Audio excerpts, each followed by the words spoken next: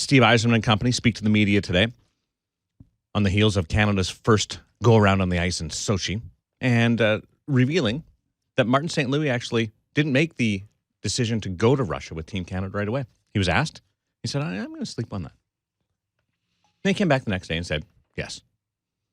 Well, so that explains why there's somewhat of a delay, and people were critical of Hockey Canada of not announcing it right after the Stamkos was ruled out. You know, I think it just speaks to maybe how hurt he was originally being off of it. And I did have a chance to speak to him briefly, and I think the plan was to take the family away, and this was obviously now less than a week before departing. Listen, 99% of the guys would say, yeah, I'll be there in a heartbeat, but there's a bit of a different history when it comes to him and the Olympics, and I think that played a huge part.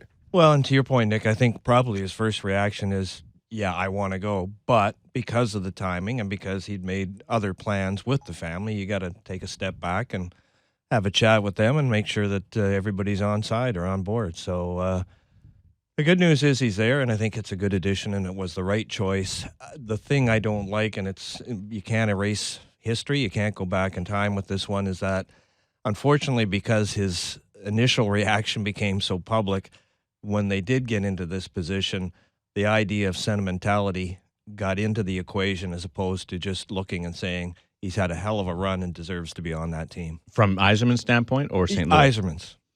Yeah, I think Steve Yzerman really got, whether reality, perception, we all know what the old saying there, and unfortunately that's what Steve is. I like that Mike Babcock came out and did say that it was a unanimous choice, and I think that helped relieve a little bit honestly, of the pressure. I don't buy it, to be quite honest with you. I don't. I think politically, because I don't believe for 1 second that you go from not having him on your top 14 to everybody being unanimous. I think he was left off because it wasn't close to being unanimous, and there's some people that were really crystal clear that he isn't in the top 14.